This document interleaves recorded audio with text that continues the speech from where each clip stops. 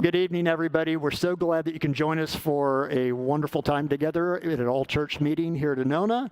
We're going to have a couple different things that we're talking about tonight, but in light of current events, we're going to start off with talking about the Floyd incident and racial issues related to our church. I'm going to have that off while I speak. So we're going to do it this way. What we felt was that it's very important for us, especially as the pastors, to be able to have a statement that we put out on behalf of us. So this may not be on behalf of you, but it is on behalf of the pastors that sat down. There's 6 of us that sat down to talk. And we've invited Gary to come forward to present that, and then we're going to have a little bit of talk about it, and then talk about an opportunity for you all to be a part of making a difference moving forward, and then close that portion out with a prayer that Casey will be leading us in. So Gary, if you'll please read our statement. Yes, thank you. As Jesus people, we begin with the knowledge that all persons are created in the image of God. We believe all lives won't matter until Black lives matter.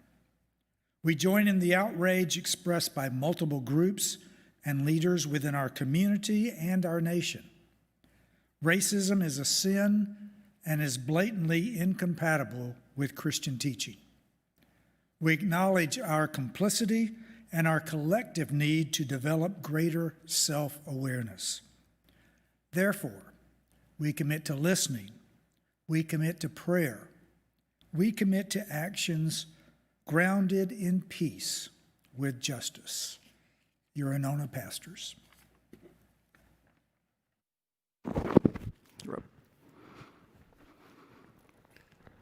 As we were talking about this, excuse me, one of the things that we felt important in this moment was to recognize not just the moment, but to realize a little bit of what Anona is doing already in terms of racial issues and how we're pouring out into the community.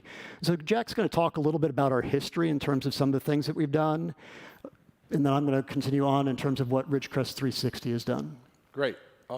My friends, when I got to Anona like 27, 28, 29 years ago, I should count, it was a long time.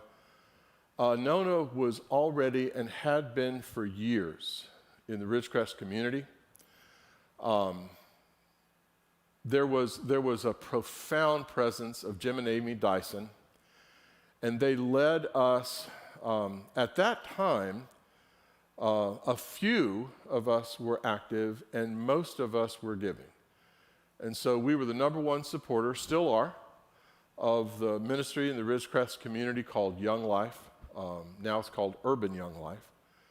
And this church pours into that. There are people dedicated to young Black men and women having rungs in their ladder, having good mentors, being taught character, development, hope, faith, and the ability to understand that you have a destiny and you are blessed by God, you are cherished, you are valuable. And I'm so proud of that ministry, and we continue to pour into that. There are people in this church so dedicated, 25, 30 folk actively working in that ministry all the time, leaders in that ministry. And Jim and Amy continue to powerfully pour us into Young Life. I'll get off of the school because that's something Richard's going to talk about. But I want to talk about Fresh Start Ministry as well.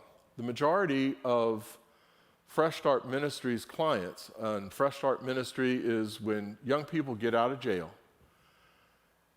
There's a horrible recidivism. About 70% of young people go back to jail. And for a young Black man, especially, one time in jail means a lot of time in jail. Because for a young Black man, being in jail without breaking the cycle means being in jail again. And we've got 40 some odd folk who have taken the training, dedicated themselves, and worked with the probation office on young people, and the majority of them are Black young people, not going back to jail. And I've got to tell you, over the years and the hundreds of lives we've talked to with that, the average recidivism rate, meaning if I've been to jail, I go back, is 70%. It's a 70% chance if you've been, you're going to go back in. We have cut that in half. For every person coached by the ministry we call Fresh Start Ministry, and we call it Fresh Start because it's like, okay, you've been once, let's not do that again. Let's finish probation, let's get things done, let's get you out of this cycle, get you thinking about your life and your employment and your future and your steadiness. And the coaches that have developed and been a part of that ministry have given their lives to it. I really want to lift up Ian Lennox. He's been an amazing person in that whole process. Our head of the board of trustees, Debbie, has been a big part of that for years and years and years.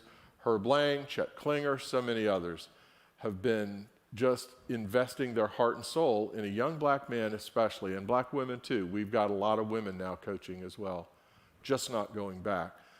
So your church has been deeply involved, and this is the time to say there's room for you. This is the time to say that Young Life and donating to it, being a part of it, becoming a leader in it, I can get you connected. Talk to me about that. Fresh Start Ministry, taking the coaching training, taking on a young person coming right out of jail, I can get you connected to that. But I think Richard's going to talk about the school. Absolutely. About 10 years ago, a principal from Ridgecrest Elementary approached me and said, I heard you're one of the people that I need to talk to in terms of community involvement in our area. That was Dr. Moss, who's now a principal at Seminole Middle School. And what happened is we had that conversation and we started to have more conversations with organizations in Ridgecrest. We found that there was a bunch of silos, that a bunch of organizations were working independently, which meant that there was a lot of redundant work that was being done. And Ridgecrest 360 came out of the idea of how do we serve this community more powerfully by coming together and being one rather than working in those silos. The beauty of that is what has arisen out of it. Our Packasack ministry to Ridgecrest Elementary that's serving 60 kids per week. The reading program, the Panther Pals, where we have nearly 100 people volunteering.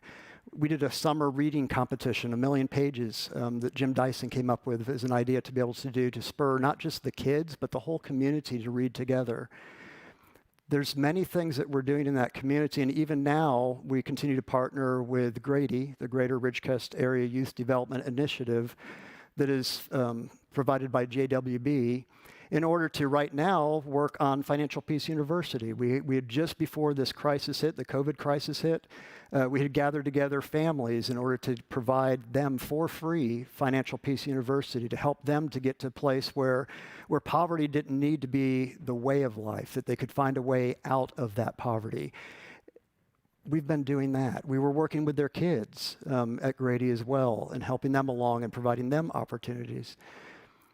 I think the point, Jack, is not just what we have done, but that there's so much more to do. And that's what Terry's going to come forward to talk about right now, is to be able to sort of think about the fact that, yes, there's good things we're doing in terms of race relations, but the reality is that it's not enough. You just look across our congregation, and if you're real, you'll get what I mean. We're pretty much all white. It's not just about serving people, it's about being alongside of them. And so we're going to have an opportunity for us to maybe sort of think about what that looks like. So Terry? Thank you, Richard. Thank you, Jack. Last week, our devotionals were all on the issue of social justice, the whole George Floyd episode that has challenged our nation, our own cities, St. Petersburg, Largo. We've been having demonstrations and people gather. And so our devotionals and Jack's sermon Sunday with the panel was so timely, but the statement was, we don't want this to be a one-time event, because one event's not going to fix anything. I was reminded this week that it's been 157 years since the Emancipation Proclamation. And the question is how far have we come? What have we done? And so there's a lot that we can't change the whole world, but one of the statements that Richard has said in our meetings is that we can change our culture at Anona, and we start with one life at a time. And my scripture in this is Psalm 139, search my heart, O God, search me. And if there's any unclean way within me, cleanse my heart. So we have to start with ourselves and do the self-examination. So this is going to be a culture that we're going to continue from our history, where we are now, but where we're going in the future. And so my job tonight is to invite you to a table discussion on July the 1st. It's a Wednesday evening at 6:30, I believe. Isn't that right, Richard? 6:30? And if you have a passion, if you have an interest in being a part of the solution, and that you would like to know some of the things that you can do specifically in Anona's plan for our community, then I invite you to put that date on your calendar. We will send more information out about the agenda, but this basically is, what are we going to do at Anona? And so I invite you to come to that, July the 1st, 6:30, and it'll be an online. We'll set you up with whatever you need for Zoom or the communication, but we're going to make that happen, and you will be informed as to what the agenda, the dialogue, and the objectives are going to be. Thank you. Thank you, Terry. I want you guys to understand how seriously we're taking this. If you're interested in this, if you're passionate about it, we're not doing a sign-up page. I want you to email me directly. We're going to get you plugged in. We're going to get you connected. We're going to want to hear your voice, your ideas about what more we can do in order to help the racial divide in our country. The thing we can do most right now is pray. And so we're going to invite Casey forward to do that for us right now.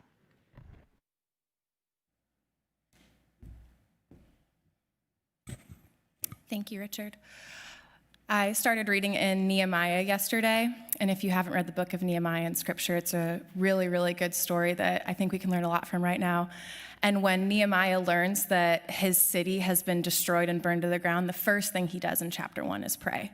And so as we look around and survey the destruction and the damage and the heartache in our community and in our world, we'll follow his example tonight, and let's let the first thing we do be go to the Lord in prayer. So let's do that together here. God, words seem so trite, so inadequate, Lord, as we look out into the destruction of the world that we see today. And yet we remember that you created the world with simply words. And so, God, if that's the way that you build things up, then let our words join you in that. And God, ultimately, that is what we desire, is to see where you are in this season and to partner with you. God, we believe that you're a God of justice, a God of love, a God of restoration, and that you have called your church to join you in that. That you have called your church to follow you in the ways of justice, of loving mercy, and walking humbly with you. Jesus, we collectively repent. We acknowledge that many of us have benefited from these unjust systems that have simultaneously torn down and hurt and even killed our Black brothers and sisters. We weep alongside you, Jesus, as you look out into the world and you see the destruction and you see the hurt and anguish of your people. God, we know that as people cry out, "How long, O Lord?" you are not sitting idle. You are not ignoring cries. You are not being passive in this. We trust that even in the midst of this, you are moving. Holy Spirit, we trust that you are working. We trust that you are shifting things. You're bringing things to the light. And that's what you do. You bring things to the light so that you can heal it. We pray that in this season, our nation would experience that healing as all of these foundations and these broken systems and this pain is brought to light. God, we ask that you would help Anona to continue doing the work that you've already laid on our hearts to do, as Jack and Richard lifted up. And God, we ask for your blessing and for your presence in this table meeting on July 1st, that God, you would guide us and direct us. You have a group, Lord, of willing servants here, and we want to follow you in this journey towards racial reconciliation, towards justice, and towards being a part of the solution. Guide us in that, Jesus. Let us follow you in that. Teach us in ways that our hearts have not been able to repent yet. Convict us. Show us how it can start from within us, Jesus, within our own hearts, the way we look at people, the way we talk about people, the way we look at people, treat people. Let it start within us. Change us from the inside out, and then let it go out into our communities. We give you that permission, Holy Spirit. And God, we recognize that tonight we also have to talk about our reopening process. And Jesus, we just ask again for your safety and your guidance over that, and that you would continue leading us to do this well and to do this safely. And we recognize, Lord, that these two things go hand in hand. For us to come back together in person is for us to join together to do the work of the kingdom. And so let us come back with purpose. Let us come back with fire in our hearts to join together and to be the church of Jesus Christ. In Jesus' name, amen. Thank you, Casey. We're going to try and take pauses periodically through the evenings to give you an opportunity to be able to respond. So the chat is open if you're watching on live.anona.com. You can click in order to be able to sign in and respond in there. And we have Aaron here monitoring. And so is there anything at this point, Aaron, that's been posted up there that we need to address? Yes, we have one question, and that is from Adam. Why are we waiting so long? That's several weeks away. And I assume that is discussing the July 1st date. I'm glad you asked that, Adam. Thanks. Actually, it's pretty cool. That is the first major thing we're doing when we estimate we could gather in a large space like this and talk about it. The reopening process, it is, we can't really put dates on it, and every 2 weeks you'll see this in the phasing. But as we looked at the phasing and as we thought, when can we get folk who are willing to come in and face-to-face talk through this, that's the very first we thought we could make that happen. So it is of the utmost priority to us to be the first time we come together as a people. That's why. Anything else, Aaron? All right, then, before you sit back down, you have to come back up because you've got the next two sections, which is general conference and introducing the process for reopening. Okay. General conference has been put off, but our bishop is going to be the bishop of us for a whole nother year because of that. Yay. What? What? Oh.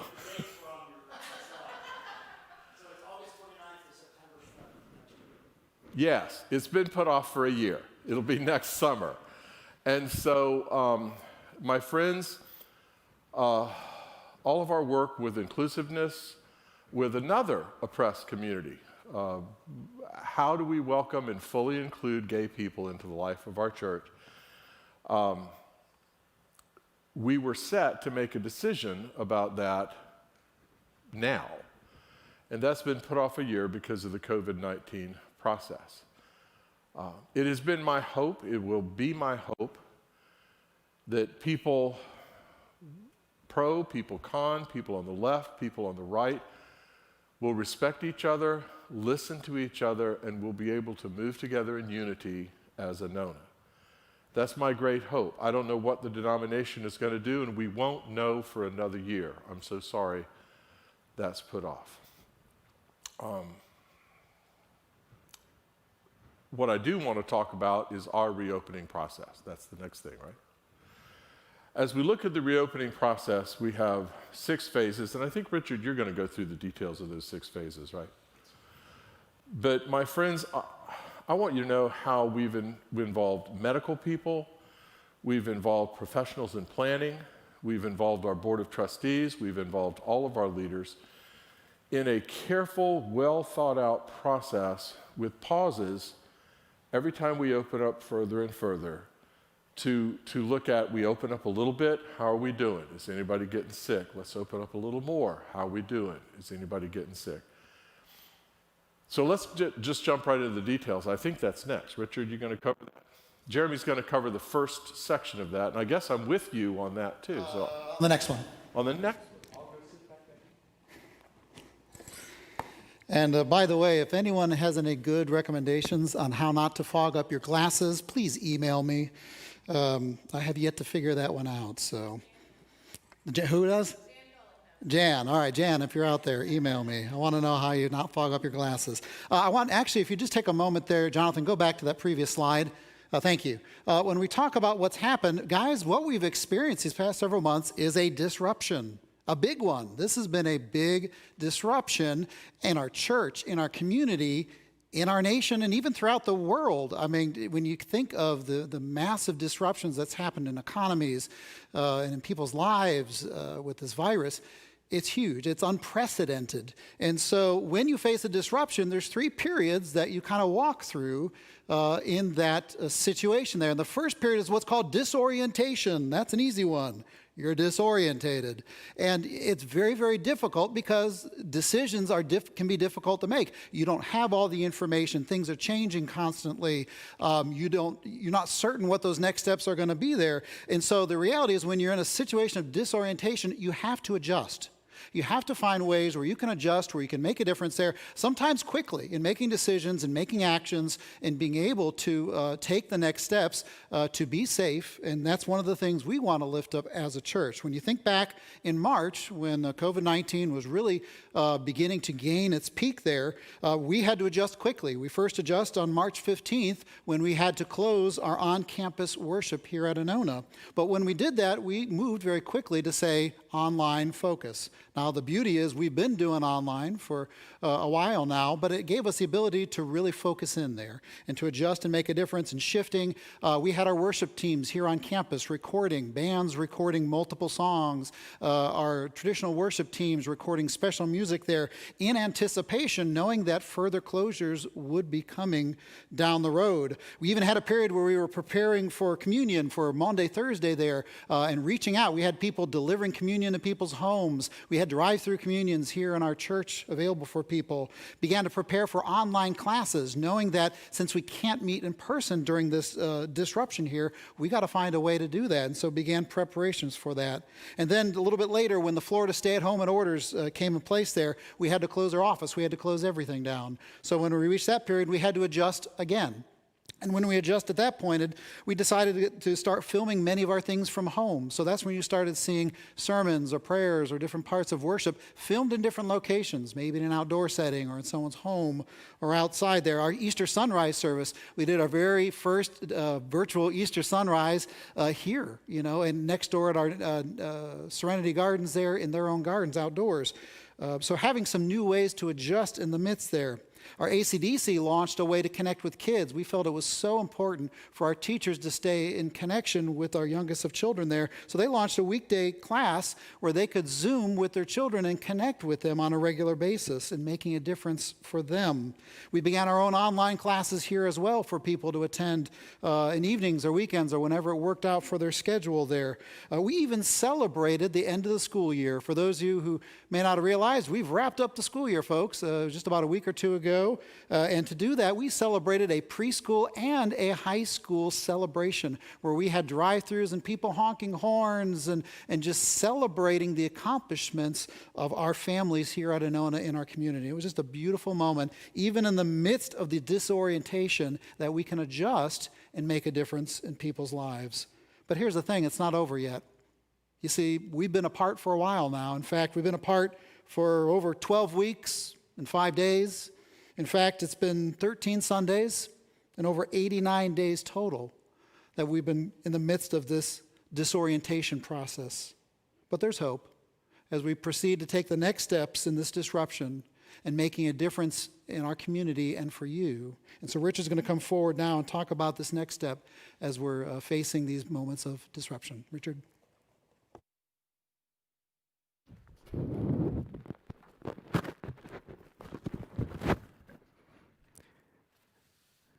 A lot of things did change as we moved down the road.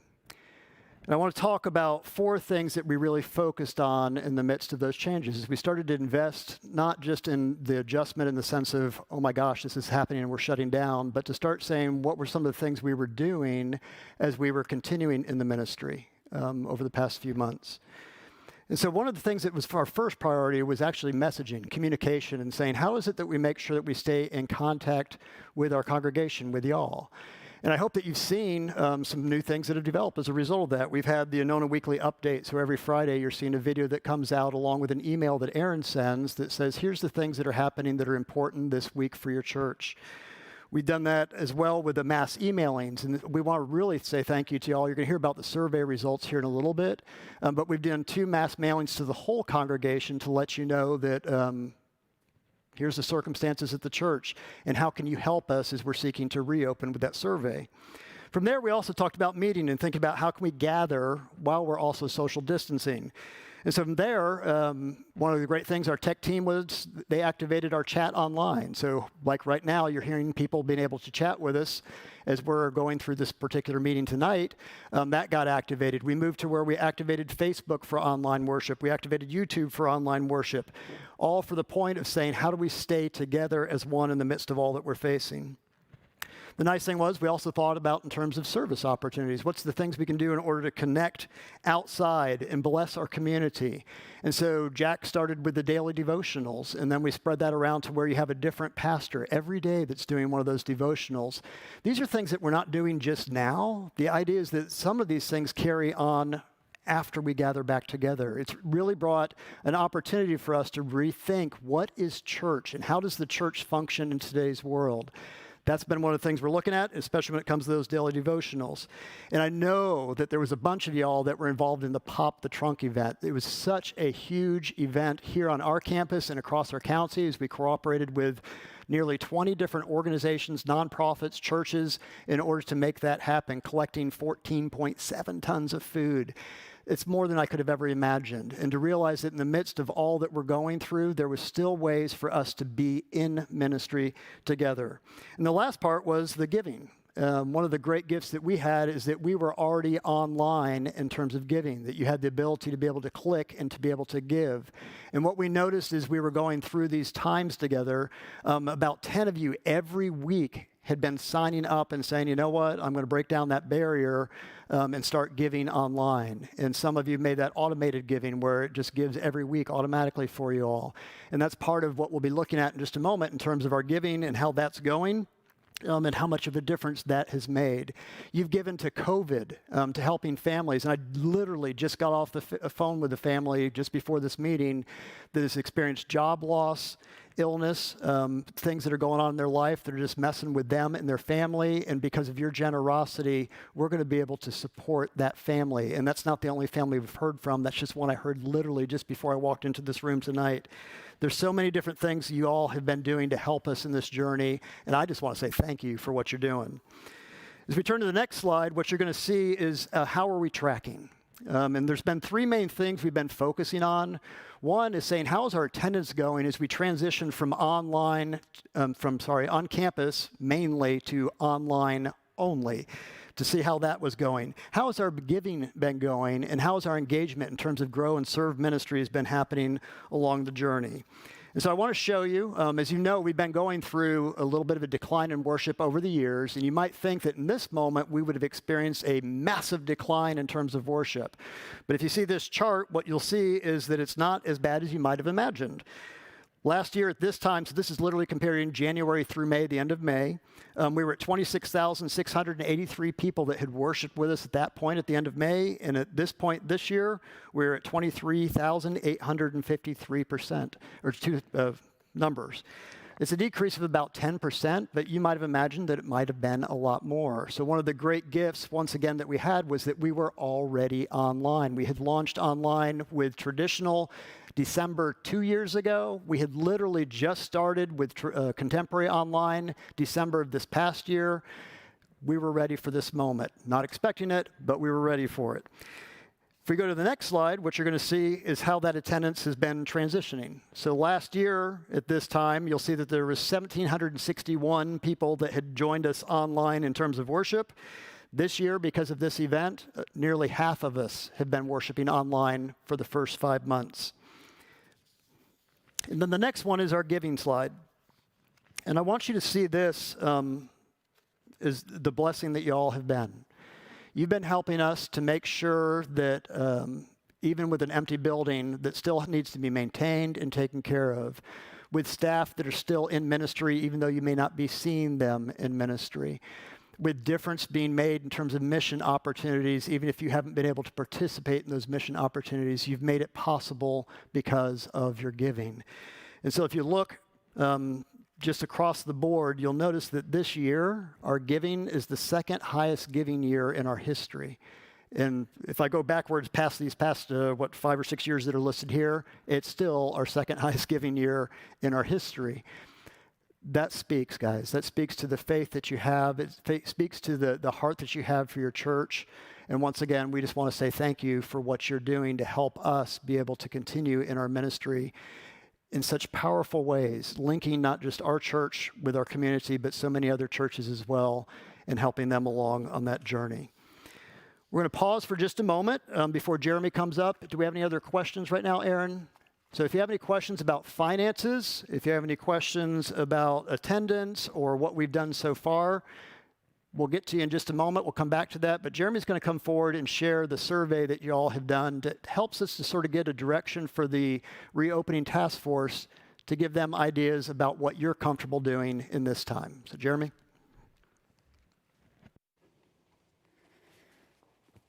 All right, and thank you, Leslie, for that post about shaving cream. I don't know how that helps glasses, but I guess I will be finding out. So first of all, thank you. Thank you for participating. For those of you who took the time to fill out, whether it was our survey online or it was a survey that you were also mailed to your home and got them back quickly, we really appreciate your feedback on that. This is important, guys, and we want to make sure to hear from you as we're developing and preparing for these next steps there. So a couple things I want to walk through on the slides. I'm not going to read all these, as I'm assuming you all can read this, but a couple just key points I want to lift up. The first slide that you see here, total number completed surveys. And I believe that was as of Sunday, so we've had a few more trickle in that we'll also include as we're moving forward. But as you can see by the numbers there, largely coming from our traditional and contemporary services, people attending those that filled out the surveys, so that's good to know. Next slide, one of the big questions we wanted to ask was, what do you feel is necessary for you to attend an in-person worship? In other words, what factors need to happen in the world, in our community, in your church for you to say, now I feel safe to come back? And you can take a look at the numbers. Remember, this is based on, I believe it was a 454, right around there. People that filled these out. What I want you to realize are the two extremes, especially. If you look at people that are already comfortable now to come back to church, that's actually about 30%. So about 30% of you have already said, we're ready to come back now to worship. On the flip side, if you look at the people that said they don't know if they're ever going to be comfortable, or adding to that, if they're staying online only, they're not planning to come back, that's about 21% there. And so we want to think about that as well as we're talking about plans and schedules there, that there's also population saying, don't know yet and may not know. And so something for you to think about as we're going through those. So that's from that question. Next slide talks about what precautions would you personally take in coming back to worship here on campus. And we listed several things: masks, avoid shaking hands, the whole list there. And as you look at that, the majority of all of those were supported except for avoiding the restrooms. And I'm kind of glad, because I personally like our restrooms here. They're nice. We keep them clean. We're glad you might be willing to use them. I just used one today. They're fine. So, but as you can see there in this moment, that the reality is you're looking to take some personal accountability and saying, I'm going to need some of these things and I'm going to provide them when I come back to worship there. And what I love about what your response is, this really aligns a lot with our discussions with our task forces that are talking about how do we set up requirements or recommendations, as well as our Florida annual conference, who has also come up with a number of requirements or suggestions, recommendations as campuses reopen there. So it's nice to see those beginning to fall in place and to line together on that. So that's our church survey there. thank you guys for participating in that. And I believe Richard's going to be coming back up to talk to us about how do we return back home to Anona safely. And before I jump to that, I just want to say thank you. Leslie poured so much into getting that survey ready and out. Aaron did so as well, and Jean. Normally we'd have a lot of volunteers to be able to help her along the way. I'm hoping she didn't have to lick every single one of those envelopes, but she got those all together in order to get out to you, so we just want to lift up those folk that have been helping us out a lot. We actually had a question about whether our staff is working as much as they did when we were open. My response was they're working more. We've had to learn how to do things in double way. So we're thinking about in-person and online in a different way that's really put more of a burden on our staff rather than less, as you might expect in the midst of all that we're going through. You've probably seen this next slide.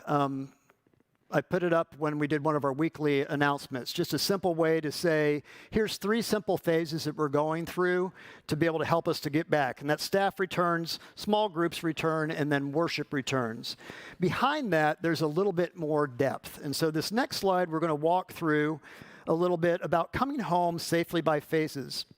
And to look at this from the perspective of we've got restricted operations, that's where we're at right now. We move to limited operations where we move past just the staff being here to having different things happening on the campus that you're more used to seeing.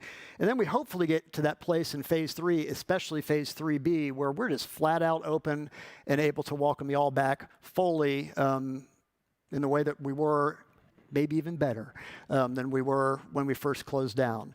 And so we're going to walk through this in terms of worship, grow, serve, and staff. And so Jack and Jeremy are going to come forward to talk to us a little bit about the phasing for us in terms of worship opening in that process.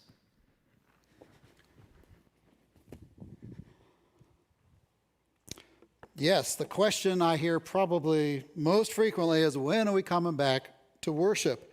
And before I dive into the phases here, guys, I want to just take a moment to say that there has been a lot of prayerful discernment on this. This has not been done easily. It's not been done lightly. There's been a lot of guidance from our pastors, from our church leaders, our staff, our medical professionals, from you, from our surveys, from our Florida conference. So please hear that there is a lot of support in this. And for me in my heart, when I think about this, I think of Wesley's 3 general rules. When we put plans together like this, first, we want to do no harm. We want this to seek the wisdom of the science and the medicine and research around us to help us in this process, as well as just some phenomenal individuals in this process. We want to do good. We want to do our best for each other and for God in this. And third, we want to stay in love with God. We want this to be an opportunity for us to lead us towards loving God more and loving our neighbors more. And so we really do believe this is one of our best feet forward in doing this. So when we talk about these phases, please hear that between each steps, we're looking at a minimum of about 2 weeks. So between like a 1A and a 1B, a minimum of 2 weeks. That's not in stone. You know, there can be factors and changes that can happen to make that necessary to adjust. But if you think around that, that can help you in planning. So 1A, when we're talking worship, that's what we're in right now. We started that on June 1st. A couple of main points. We are worshiping online only. So we are on our online services there for our traditional and contemporary services. And what you're seeing is largely filmed either from people's homes or using the footage that's been pre-recorded. I know for some of y'all, you're saying, hey, when are we getting some new footage? We're working on it. Please be patient. All right, we love you. We'll get there. We're also working to film a couple individuals on campus. We're being very cautious about bringing people on campus because there's a lot of processes being developed here. So 1 or 2 individuals may come back to film some selected pieces, but we're really encouraging off-campus filming or pre-recorded footage. Now, when we move to 1B, which is also online, what we're doing is we're expanding the bubble just a little bit. So rather than focusing on a 1 or 2, we're going to expand that bubble to about 3 or 4 individuals there. So that might be a partial band in contemporary, not the full band, but maybe a core group that could come in and film a few selections. In traditional, that might be a quartet. And believe me, we have been reading to the hilt on vocals and singing and all that. So going to be the utmost care in making sure we handle that appropriately and safely. But that would be a possibility for something up to 3 or 4 singers in a moment like that. So that's 1B. When we talk about moving to 2A, we start going to more limited operations. We're still online, but what we're doing is we're bringing the worship teams back to the Anona campus to film. So what that means in 2A is our contemporary band comes back to our Anona campus and we begin filming in our worship center. Our traditional ensembles, and this is, at this point, we're talking ensembles, small groups, 1, 2, 3, 4 people. Come back, maybe it's singers, maybe it's instrumentalists, are filmed on campus. Our pastors begin preaching from on campus that we're filming, prayers, all those kind of things are assembled and taken care of on campus, but no congregation yet at this point. When we move to 2B, we're also under that limited operations. Oh, I like the green arrow. Thank you, Jonathan. That's really cool. That's when we move to worship live on Sunday mornings. Now, what does that mean? That means that rather than filming the components during the week and putting it together like a jigsaw puzzle, we all show up, the worship teams, pastors, prayers on Sunday morning, and we actually broadcast it from the campus here. So we'll have our contemporary team and our contemporary service, our traditional team and traditional there, pastors, prayers, and then we're going to start inviting in key small groups to develop. Now, Jack's going to be talking about this in just a moment when he talks about hospitality and staff there, but it's going to revolve around training for them to prepare for you to be able to come back safely and be a part of our Anona family here on campus once again. So that'll be a part of that 2B process. 3A, when we're talking about more of an open ability there, that's when we're going to start opening the doors and inviting you back on campus. So we'll be having systems in place for you to come back. What that looks like and how that will be, we're still working on. This is something that we've got a lot of dedicated and intelligent people that are working very hard and diligently to come up with the best and safest plan on that. So we'll be letting you know what those details are when we get a little closer to that 3A. But know that we will have some steps to take for us when we gather, what that might look like for you when you come back, what you might need to consider. But one of the key things about 3A we want to lift up now is we want to encourage that's going to be a time for those people who feel like they're well, you're healthy, no real complications in your own health, and if it feels right for you. If it feels right for you to come back to campus at that time, we'll invite you back to our services here. But we also want to lift up that for those people who have health issues or concerns, or it just doesn't even feel right for you, that's okay. We love you, and we're going to continue to robustly support our online worship and would actually encourage you at that point to continue on the online experience there if you're at that point or in that stage in your life there. So that's 3A. And then 3B, full campus and full online. That's our hope is by that point to have a full Sunday morning schedule working again. We'll still be following whatever at that time the social distancing guidance is from our task force, from our conference, from our teams that have developed this process there. But the goal is to have whatever that new norm is for us moving forward, the opportunity for us to gather fully again at that point and worship together. So that's the worship timeline at this point. Jack's going to come forward at this point, and he's going to talk about our staffing and hospitality plan as we go through the phases.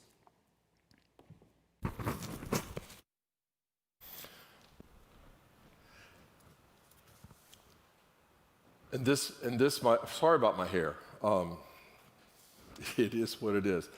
I saw the chat about, I'm standing right here. Aaron's got some questions. What are they asking, Aaron? This question, again, is from Adam, and it is, what are we looking at to determine we are ready to move to the next phase? Oh, that's perfect, and it's a perfect lead into what I was going to talk about. You want to handle it? You want me to do it? We're looking at each of these. It looks like 2 weeks apiece for these things. It doesn't mean you can plan your calendar 2 weeks out, 2 weeks out, 2 weeks out, because we want to give at least 2 weeks for each of these. We want to open up a little bit, see if everybody gets sick. Then open up a little bit more, see how the neighborhood is. We've got medical teams that are very much in touch with Pinellas County and what COVID trends are happening. And so as we continue to open up gently, we want to spend at least a couple of weeks seeing what that's doing to infection rates within us and what the infection rates around Pinellas County are.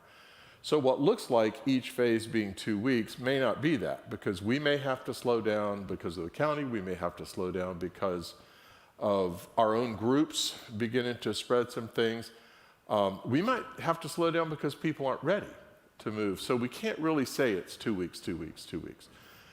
We're just saying it'd probably be at least that as we monitor those processes. Do you have another question, Aaron? Well, let me step into staff, volunteers, hospitality, visitation, and facilities. That's a lot. But it's a different way to look at what we're talking about here. As we look at the phases, if you put the phase thing back up, thank you. Right now, we're in phase 1A, and in phase 1A, the staff's working on the campus. In phase 1B, that we're about ready to start, one of the things we're looking at is beginning to recover some of our ministries. For instance, I've been working with the Stephen ministry leaders, looking at just inside of phase 1B, we might have the one-on-one Stephen ministry conversations come back, socially distanced and masked, onto the campus. And so that would be a big return of personal one-on-one ministry from 40 some odd people. And so we're looking at, right now, that'd be around June 21st if we continue with this process moving forward. That's a Sunday. As we move to the sermon back here, you heard Jeremy talking about that in 2A. We're talking about June 29th. We're talking about the first Sunday being June 5th. But my friends, the first thing we're going to do isn't, July 5th. The first thing we're going to do is July 1st. Adam, back to you. Do you remember when you said, why is this date the way it is? Because on July 5th, that's the first time we're having bands and quartets back here. We're starting small groups on a very limited basis. And one of the first uses of this big room will be to pull together that table on how are we going to respond racially to our nation, to our neighborhood, and as our church. And so even before worship has bands, worship has quartets, we're going to be dealing with that. It's a little sooner than everything else starts, but it's as soon as we could possibly do that. Then we move to a training time with our hospitality people. As we move into 2B, we move into live Sunday morning with no congregation. But we're going to pull our door openers, our ushers, our hospitality people together. Now, you won't have coffee. You won't have a place to linger. We won't be trying to promote lingering when you finish with worship. But we're going to have people checking you out at the door, making sure you're okay, and they're going to train on that with just the team that's doing live worship. And so all of our door openers, ushers, hospitality people, the 30 or 40 people it takes to receive you, welcome you, enjoy you becoming here, will be coming part of the Sunday morning live. Because we want to be practiced. One of the key things we want is when you come back, we want you to be sure that the entry processes are going to make you as safe as possible. So that's the training time that we're going to have with those folk. Probably at that same time, Stephen ministry people can begin to come back together to supervise each other and be a part of that process as well. And then we move on to our regular schedule stuff, partially in 3A and fully in 3B. We're assuming we're going to be taking temperature early in that process. We don't want to slow the flow. It may be as dangerous as anything to get people accumulated and stuck in a bottleneck. But on the other hand, we really want you to feel that when you come in here, nobody has a temperature, everybody's healthy, everybody's staying socially distanced. We want you to feel like you can come back to church and not have a risk factor associated with that as much as possible. Before I get off here, I want to add to something Richard said earlier. He said some of these things aren't going to stop. My friends, we connected in ways we've never connected before. We have called thousands and thousands of people with our legacy callers. Terry, how many folk, just estimate, just a wild guess, have the legacy callers called? How many calls have they made? 25,000 calls. We are connected in ways we've never been connected before. I'm leading a group of leaders from neighborhoods who say we want to start back in our clubhouse or in my house. We want to start back in small groups. And they're beginning to explore that. I'd love you to talk. Richard invited you to call him. If you want to be a leader in your neighborhood, call me. Email me, jack@anona.com. You'll join groups of people who want to first start worshiping together, start praying together, start caring for other people in the neighborhood. And so it's a dynamic group just starting up. You'd be on the ground floor. But what I want you to hear is when you go through trials, you become better. When you go through hardship, I know there's an old preacher story that you'll forget. I'm preaching again in a few weeks, and I'm going to use it. I hate lard. I hate choking, dry, dusty flour. I hate buttermilk. And when you go through those things, I couldn't stand a bit of that. But when God gets a hold of that, it becomes biscuits.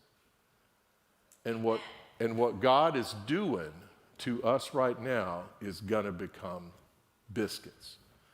We're going to go through hard trials, and we're going to come out a better church than we've ever been. And God's going to be at the heart of that. Do I want more questions before Richard comes up? Good, we're ready for Richard. There's a mask up here. I'm not going to touch it. I don't know whose it is. Got it up here. I'm contaminating the whole lectern. I want to answer one more of your questions for Adam. Another thing that's holding us up is we've had to order supplies in order to be able to be ready. So we're going to have hand sanitizer stations around the campus, far more than you've seen so far. Hand sanitizers in short supply. We're waiting for those things to be able to come in so that we can make sure that people have the opportunity to be safe. Thermometers, things like that is another reason why we're sort of on a little bit of a delay. That said, we are in 1A right now. 1B is about to happen. So starting Monday, we're already in phase 1B. So it's unfolding as we go. I'm here to talk to you a little bit about the grow and serve side. And it's actually pretty simple. The idea is to move from online only to back to a hybrid thought. One of the great stories that I've been hearing from folk as they've gone to the online format, if they were only on campus before, is how much it's allowing them to stay connected with more people. Our classes are actually, in many cases, bigger than they were before the COVID crisis hit and the church shut down. So our folk that are living up north are still a part of groups now in a way that they couldn't be before this moment happened. I think that speaks a little bit to what Jack was just sharing. There's certain things we do not go back to because what we're doing now is helping us to minister to more people in more powerful ways than if we just stayed on the campus alone. So in terms of our phasing, as we move from the on-campus or online only to the on-campus and online, that progression is just going to give us a little bit of time. So what we're going to be doing as we move through the phases, and we start stepping into 2A, 2B, and 3A from a small group perspective, we have to get our cleaning procedures down, and we don't want to overwhelm our team that handles the campus. So they need to get used to what those procedures look like. And in order for them to do that, we're going to do it on a small scale to start by having small groups be on the campus in a certain room. That room gets cleaned. There's only one bathroom open in the main building for them to clean until we get used to how that works. So a couple of weeks in order to be able to do that in terms of the phasing between stages helps them to sort of get geared up to say, oh, this is how this works. The idea is that you'd have a group per day that comes in for a class, and they get to practice those procedures. What does it mean to clean the tables, rearrange the room, get ready in case there was another group afterwards, and then get to the place where we build up to where we do have groups happening one behind the other and making sure that things are getting done and done well to ensure the safety of y'all. So that's what's happening in terms of our grow ministry. When it comes to the serve side, you've already experienced a lot of it. It's been the drive-through type mission opportunities, whether that was the teacher appreciation breakfast, the Pop the Trunk event, recognizing our graduates. There's been so many opportunities that you guys have been pouring into and supporting already. That's the sort of off-campus way we do missions right now. That'll transition over time to where we're doing a little bit of both, just like everything else you're hearing, before we get all the way to the place where we can say, you know what, we're full on back side by side. Just before this COVID crisis broke out, a lot of you participated in the 100,000 meal feed. It was literally the week before we shut down. And we were side by side working, doing our stuff, helping to feed 100,000 people in our community. And that's our hope and desire, is to get to that place where missions isn't just something where you drive by and get to wave. There's several of you that as you drove by are in tears because you can't be with us. And it hurts us. It hurts you. It hurts us as a church to not be able to have that contact. And one of my concerns as we move through this process is that even when we come back, it's not going to be the same, especially in these first few stages if we're doing it. We're going to be wearing masks when we come back, and we're going to be asking everybody to be wearing masks. Is it for you? Yeah. Is it for your neighbor? Even more so. So if you're thinking, why do I have to wear a mask? It's for your neighbor. That sounds sort of biblical to me. And to be able to live out the idea of, I care enough about the person that I'm going to be in that room with that might be more vulnerable than I am, to say, I'm going to wear a mask for you. I'm going to get my temperature checked for you. I'm going to have a green armband on for you if you come during the course of the week right now. This isn't just about us. It's about how we minister to those around us, whether it's inside the church or outside. So I hope that you'll have patience with us as we're walking down this road, knowing we're doing the best job we can. There's been a few times I've posted online the idea of this, the empathy and sympathy I have for our governmental leaders, whether it's the county, the state, or the nation, to think about reopening. We're just reopening a church, and to think of what it's like to open a whole school system, it's a challenge. And I do want to mark that moment in terms of the school system, because the one thing that you might notice on here in terms of the phasing chart is that our Anona Child Development Center is opening at phase 1B. And you might be saying, why do they have permission to open? Normally, we would follow a process where we were all on the same page and we were all opening at the same pace. There's a reality that folks can't go back to work. Medical personnel and law enforcement personnel need help in terms of childcare. And so our school has opened effective yesterday, June 8th. The difference between them and the church side is they have licensing guidelines and expectations. They have a professional staff that knows what needs to be done every day. They work with those same kids every day. And it's not open on a full scale, though they have permission to do that, much in the way that we're talking about our church. We're going slower with our Anona Child Development Center to say our priority is the safety of those kids and the safety of our staff. And we're going to make sure at all costs that they are safe. So there's only a 9-to-1 ratio or an 8-to-2 ratio of kids. And those kids don't even come into contact with each other in terms of classes. So you have a group of 8 kids or 9 kids. They stay together the whole day, and they don't interact with any other group of kids that's on the campus, all for the point of safety. So they're open right now. We're watching things carefully within the county, and that's sort of the process we're going to follow as we move forward. It's all about safety. We're going to turn now, or start to turn towards, where are we going? What's the vision for moving forward? And I can't do that without turning to Scripture and saying one of the things that's guiding me right now actually comes out of Hebrews. And I just want to read it together with all of you. Let us hold unswervingly to the hope that we profess. And as I'm reading that, it's the hope for us to be able to get back together, the hope that this church comes through this not just surviving, but thriving. For he who promised is faithful. And let us consider how we may spur one another toward love and good deeds. That's the heart of Anona for nearly 150 years, is spurring each other towards those things. And I love this line, not giving up meeting together. And whether that's online or in person, that's what we're doing, and that's what we're going to do. It is so important, and I'll talk about this a little bit more as we go, for us to be in face-to-face relationship with one another, as some are in the habit of doing, but encouraging one another. And a lot of what we're hearing is how much encouragement we all need. One of the gifts we have is we get to see each other right now. We're back on the campus and being able to see each other face to face rather than on a Zoom call. And to be able to get encouragement, and whether that takes the form of a phone call or a Zoom meeting, or hopefully starting next week, we're opening up the campus to where we can sit down with you. If you're going through a difficult time, we'll now do one-on-one meetings with you starting next week. We are present and want to be present with you as we all go through this in order to encourage one another to get to the end of it. And all the more as you see the day approaching. And may that day come soon. So here's where we turn. We turn to that new orientation phase, the engaged side, where we talk about the idea of not just wanting to survive, but to thrive. And I have a business background, right? So I look at business, and I look at that in relation to the church. And how are restaurants opening? When they opened and they had an opportunity to be able to open immediately, did they? No. They paused and went a little bit slower. You're just now starting to see dining rooms opening up, even though they had permission for nearly a month. And that's the same type of process we're following as a church. We're going to take our time, even though we have permission effective June 15th from our conference to be able to start opening with worship in the form of drive-in worship or outdoor worship.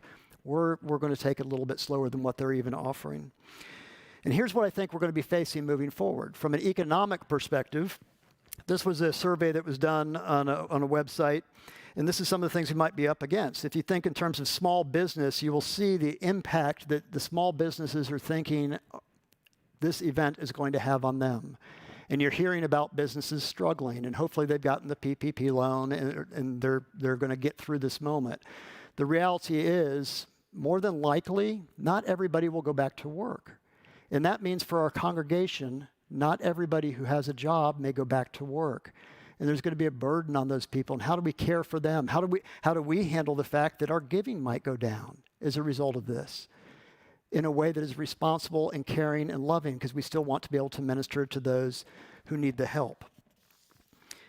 The next one is a screenshot that shows how many companies have filed for bankruptcy within about the past year. There was already somewhat of a decline of things happening in terms of business. These are some businesses that have been filing for bankruptcy. Hertz, I just added the other day because they just filed recently.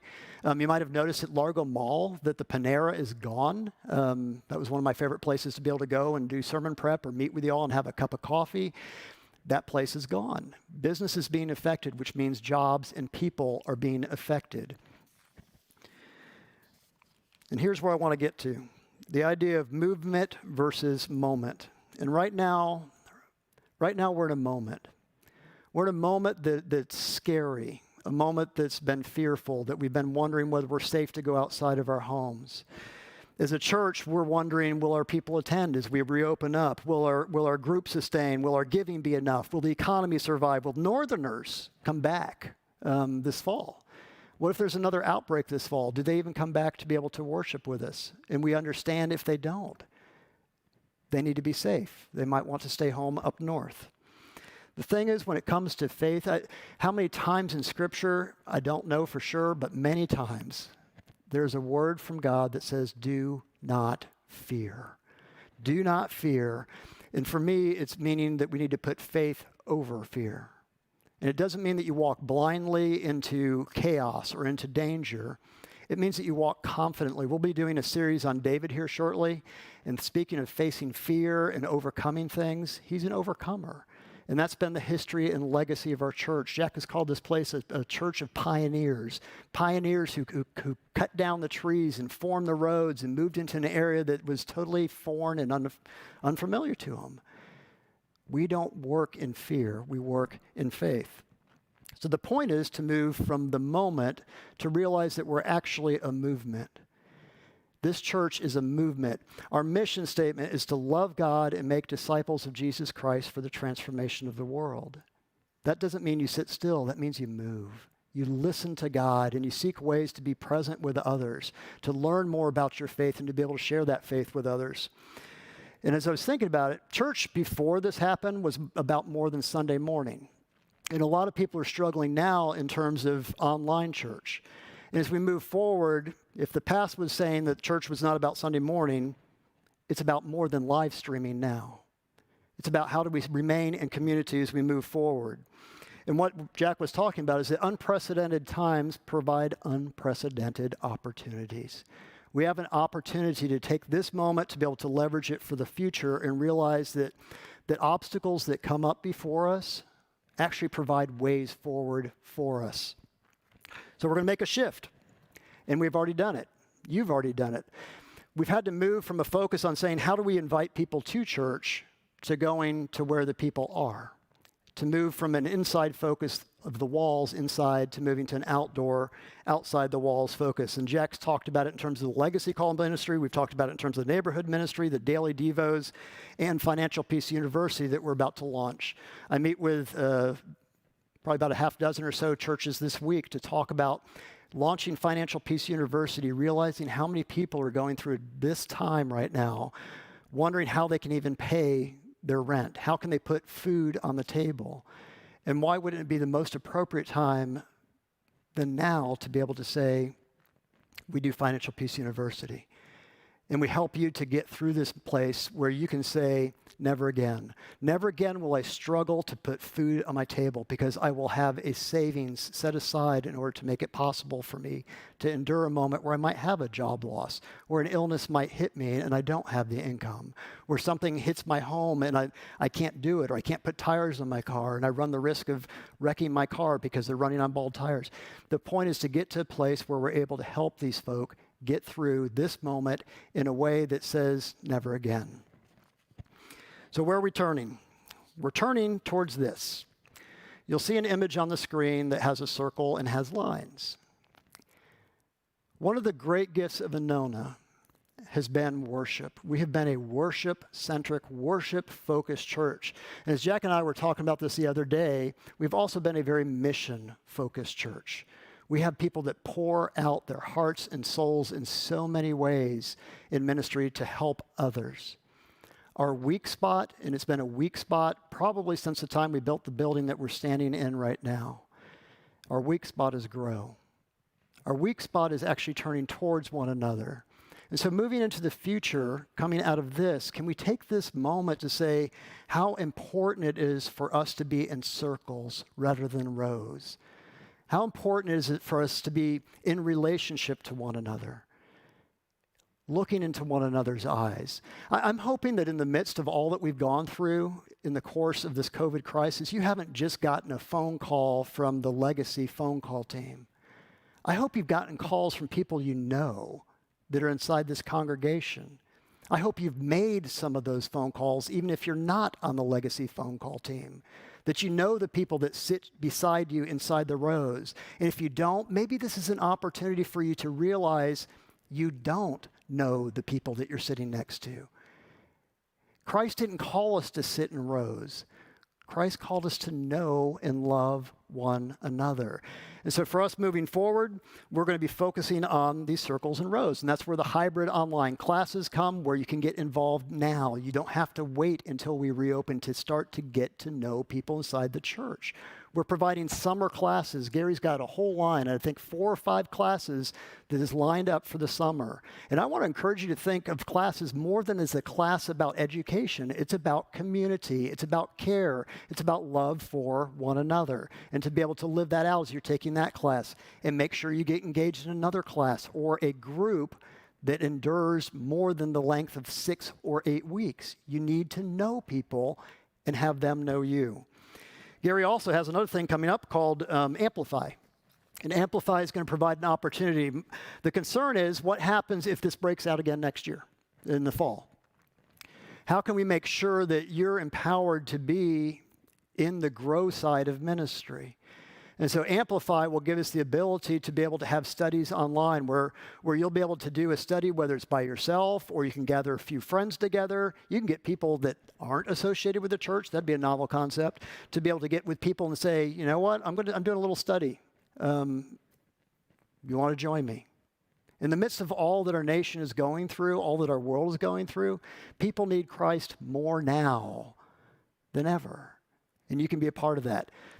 Different things that are coming up. The other thing we're going to be doing is focusing on families for a season. And we've taken this to the staff this past week for our staff meeting to start saying, that generation's not here. I had a sermon a while back ago where I asked people to stand up if you were, under 70, under 60, under 50. And what we saw was pretty much when you hit under 50, a handful of folk. We're not reaching the next generation, and we need to. It's the calling, once again, of the church, is to find a way to be able to say, we welcome all. And to deliberately set a time where we say, that's a priority for us as a church. I remember a story that Jack shared with Jerry Dominic when you first came here. And I've got that album sitting in my office. Somebody bought it for me. They found it at a garage sale. There was an album that was made by our church back in the 70s by our youth group. And it showed this choir loft filled with students. And Jerry Dominic came in to talk to Jack and said, this is what Anona is about. This is what Anona is about. It's about raising the next generation. And we need to do that better again. We need to hear Jerry's voice from 25, how many years you been here now? Way too long, right? Way too long. To be able to get to the place where we realize maybe we just need to turn that leaf again. And so we've moved Casey, who you see now preach, up from youth minister to be family minister. If you visit our website, she was so excited. I saw your email earlier today, that she's unified children's ministry and youth ministry into one already. So if you go on the website, Leslie has worked with Casey in order to get it to where it's no longer children's ministry, youth ministry, it's family ministry as one. And nursery and young adult, thank you. It's all one. The point is that we can be focusing on these families and saying, we miss you. We want to be here for you. How can we serve you? We've got other things we're doing for them as well. We've got FX Children's Ministry Rethink happening right now. So FX won't come back in the form that it was before. It's going to be more of a small group format. There's a contemporary rethink that's going on. Remember when we started contemporary, there used to be a thing called youth in there. I don't know if you've seen one of those in a while, but they used to be primary in that service. We need to find a way to be able to invite those students back. So we're going to be inviting the youth band members to maybe join in with the band that we have. We're going to be inviting children in there to be able to do choirs and chimes and bells, to say there's a place for the kids and there's a place for their families to be present. And we don't care if you're a single mom, we don't care if you're a gay or homosexual mom or dad, it doesn't make a difference. We are here for you. I hope that in the midst of all that we're doing, I hope you have a passion for your faith. I hope you have a passion for your church. I hope that the longing that you feel inside isn't just about you. I hope it's about being the body of Christ called his church in order to be in ministry with and to others. There's going to be an opportunity. Another thing that family ministry is lifting up is we're seeking to readjust what children's ministry and student ministry looks like. They're going to be making a push, and you'll be hearing about this next month with videos that we'll be putting out, encouraging folk to participate in helping to raise those kids and participate in helping to raise those youth, that you can be part of what that looks like for a short time or for a long time. We can do this, and we need to do it. I'm going to pause for a second. Do we have any more questions right now? We have 2 questions. Aaron? Yes, they're both similar, so you may be able to answer it in one. But from the Kavanaugh crew, does youth group start in phase 2B or 3? And will you have reliable thermometers for internal temp, including a backup? And what if you disagree with that temperature? There is no disagreeing with the temperature. So what we do is we'll take your temperature. So let's say you're 100.4 or higher, and we take your temperature. We'll let you sit down for about 5 or 10 minutes in order to see if it was just a thing like you got worked up heat-wise.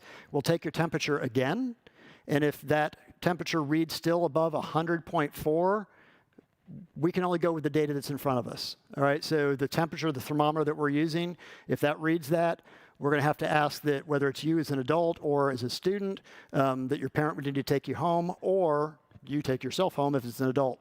So I hope that makes sense in terms of the temperature perspective. And what was the other piece? When does you start? You start will be focusing more in the 2B, if I'm recalling correctly.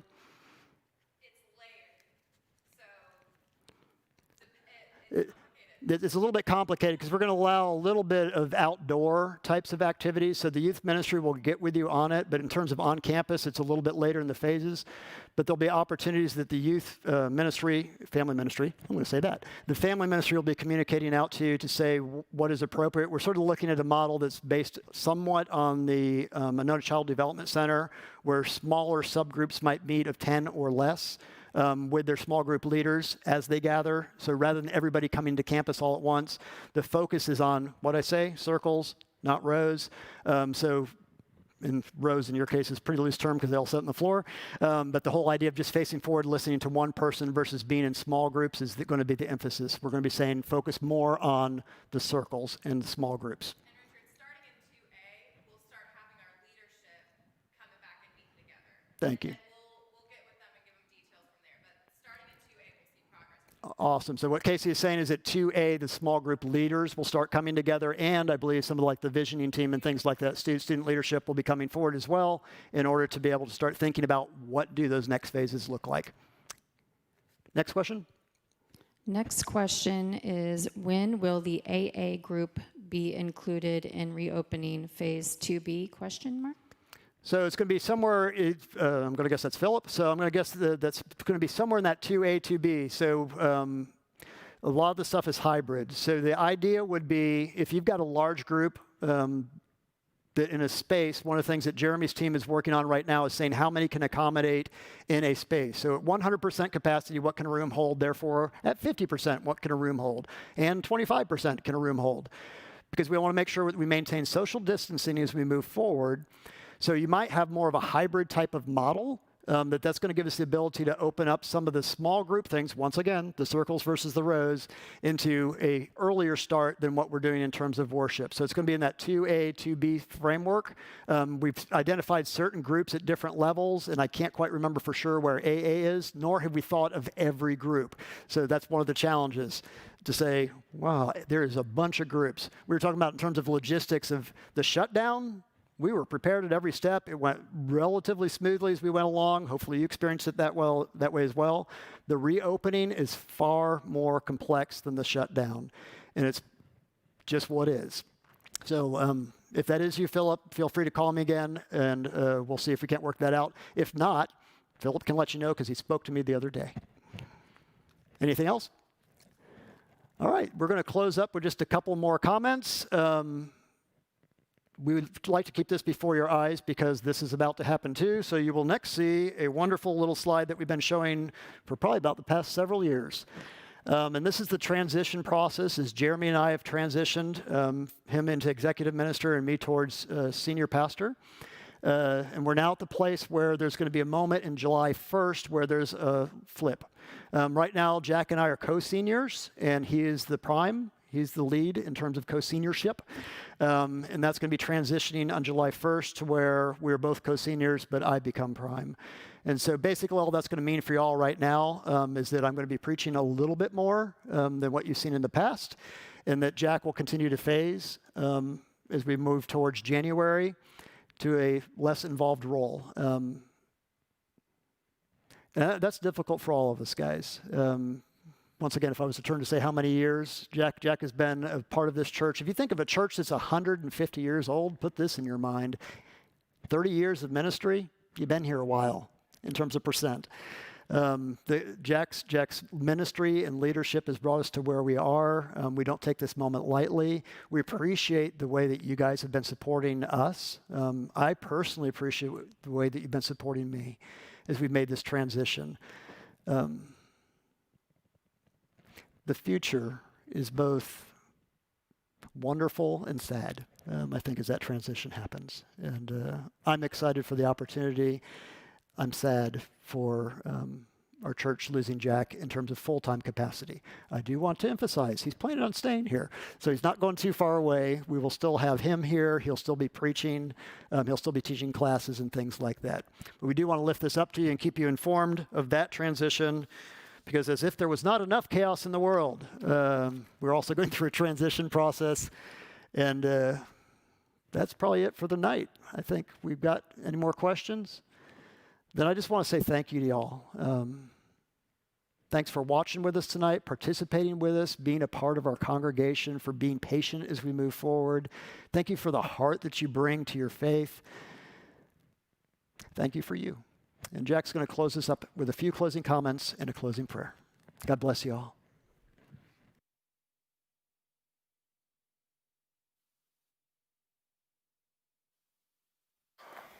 I got to tell you, I've raised up over a dozen ordained United Methodist ministers. Somewhere between dozen, 15, I don't know. Like minnows in a bucket, it's hard to count.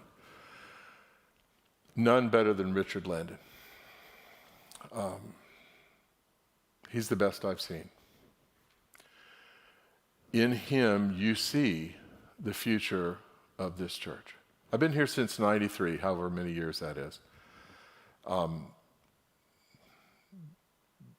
love the life that we've shared together. I'm not going anywhere. My wife has cancer. I need to more and more be with her through the next few years. I'm not going anywhere. I'll be here. I'll be present. Richard's one of the best friends I've got in this world, so is Jeremy. Give him every ability to thrive.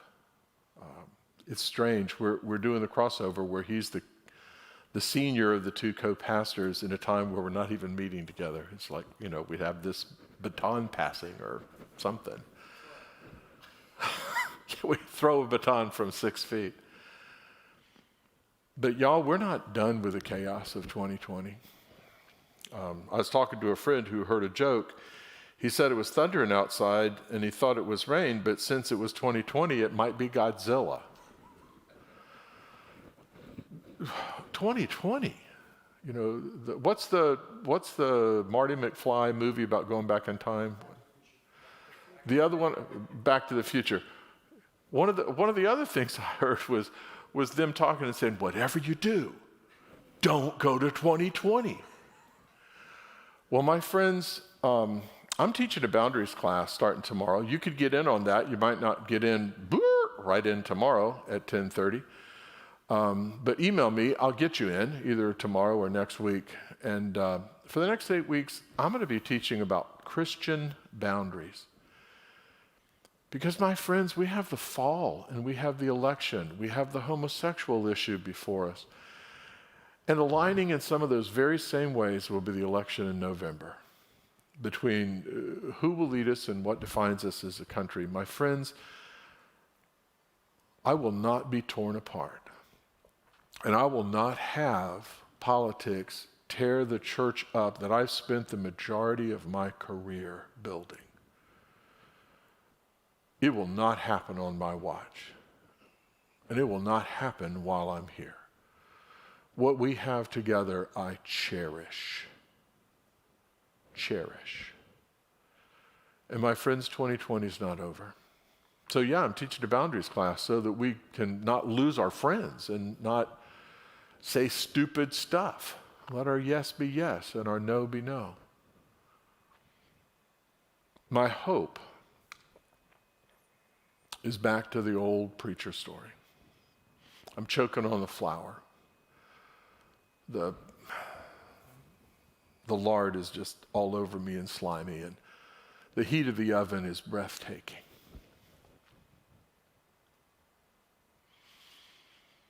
I don't know what's God doing with this, but I know God is. This church was formed right after the Civil War. One of the earliest pioneer thoughts it had is no one's going to be hungry around this church. One of the earliest missional statements it said is it's too far to go to some other places. Let's start other churches there. Some of the earliest Methodist churches came from this church. It saw kids not getting educated, and it started an elementary school on our own campus in the chapel over there, built some extra classrooms that my office is in one of the classrooms, built to teach children from the McGuffey Reader. Anona Elementary School is what resulted in that. It's who we are. We care about each other. We don't want anybody to fall through the cracks. We care about raising kids. And mission for us means neighbor. Mission for us means local and global. It's who we are. You don't come here. You don't attend here. You're part of it. And I don't care if you're conservative or liberal or agree with me or disagree with me. I love you too much for the rest of 2020 to tear us apart.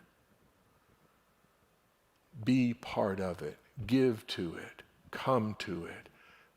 Get involved in it. Put your heart in. People have given their lives to this place before you. And it's our watch now, standing on the shoulders of giants. God bless this mess. Amen.